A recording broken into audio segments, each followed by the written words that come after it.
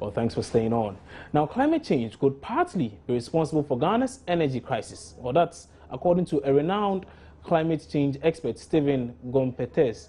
Now, a combination of factors including the low level of water in the Akosombo Dam, the breakdown of some of the country's thermal plants, disruptions in gas supply from Nigeria, and financial constraints in the face of growing demand for electricity have all at a point contributed to the shortfall in supply. Now, though Mr. Gompetes blames changes in the environment for the low level of water in the dam, he insists the same environment holds the key to solving the country's energy crisis. Pacific.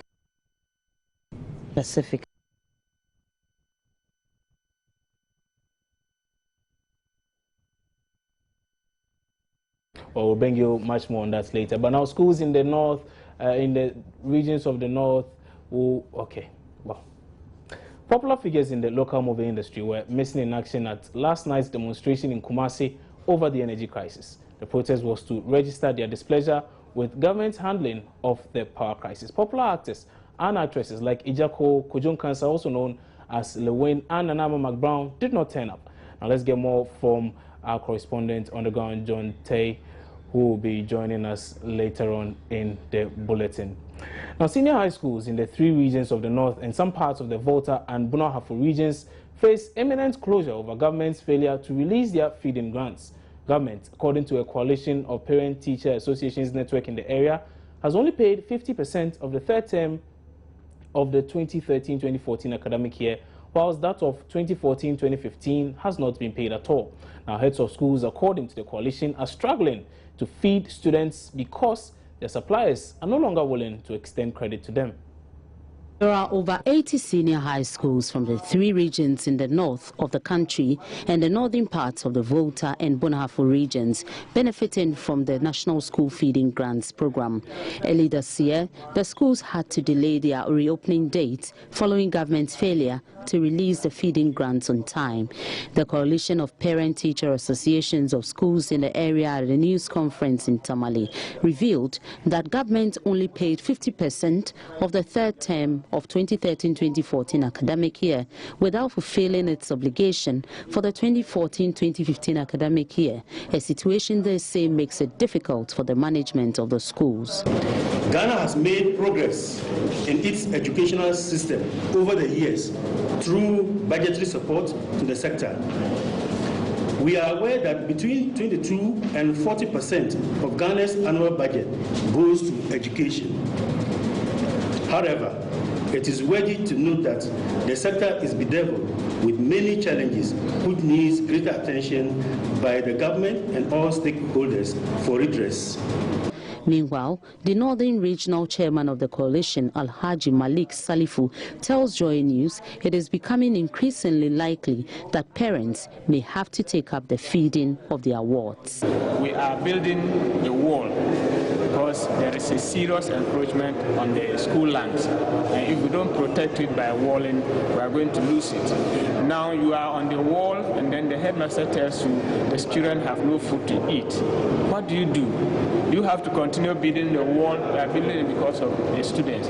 So sometimes we are forced to part some of the money anyway as loans to the schools so that when the feeding grant comes back or are paid, they pay us back. But it is a real challenge.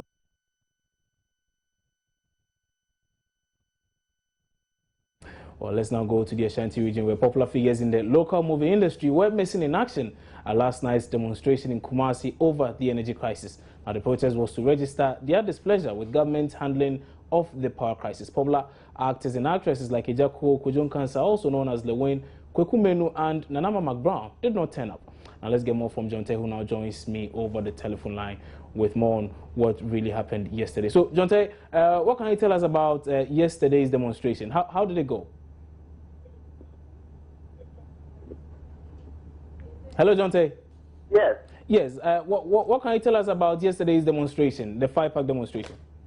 All right. Okay. So the demonstration started at about 4:30 yesterday, but it was scheduled to start at 4 o'clock. But I'm sure at that time all the members had not gathered around, so it delayed a little bit. and also the police came in a little bit late, so the demonstration didn't start as planned.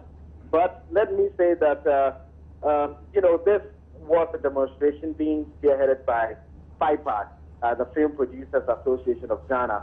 And funny enough, 10 minutes into the commencement of the demonstration from the Cultural Center, which apparently saw hundreds of residents, including members of the creative arts industry, clad in red and black, a heavy downpour took off, and that apparently caused some, demonstrators to disperse and also to seek refuge under every available shelter, while others defied the weather and still marched on. The rain, I should say, was a big obstacle for the demonstration. So except for the rain, I'm sure it would have been a big one indeed. But it rained for close an hour, and after the rain stopped, they later converged at Jubilee Park, where they rounded off. And the General Secretary of the Film Producers Association of Ghana, that's James Abuaje, indeed lamented the hardship the film industry is undergoing as a result of the power crisis.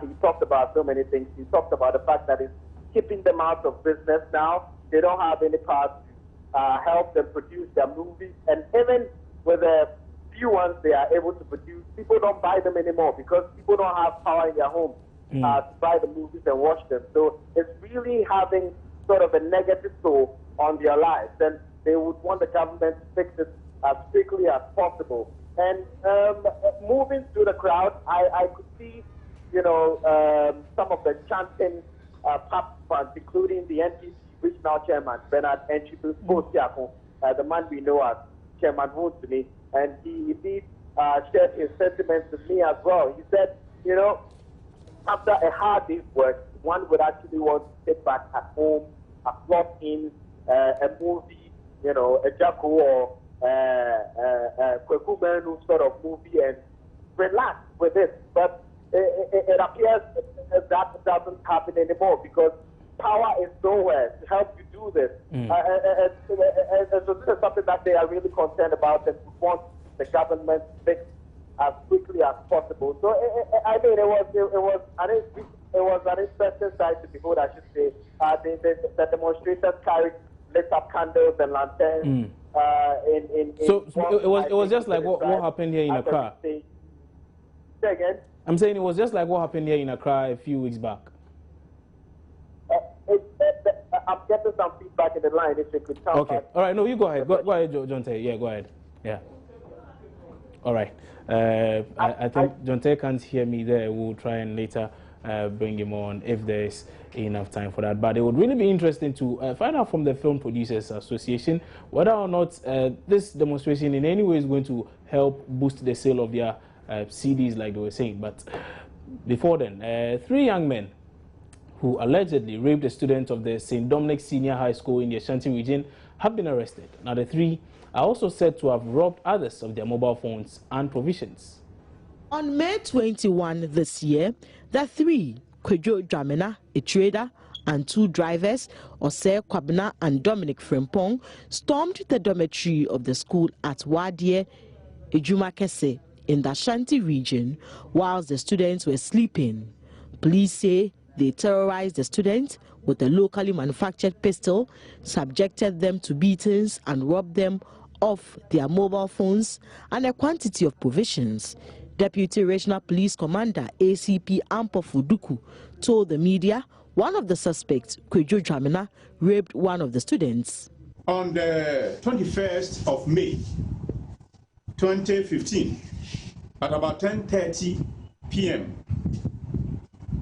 while the victims and her colleagues were in their dormitory sleeping,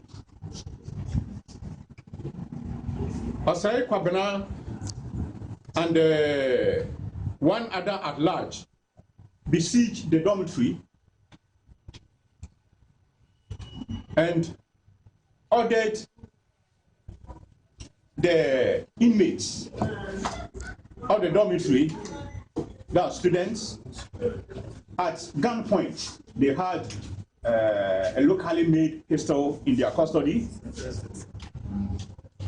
That's the pistol. And rob them of their mobile phones, cash, and provisions amidst threats and beatings. Police have also arrested a former member of the community police unit for possessing a submachine gun. ACP Ampo Fuduku says Kwabena Kwating, aka Matata, was accosted at Tafo by the police patrol team. A search conducted on him revealed the sophisticated gun. We're taking a break here on News Desk. We return with business.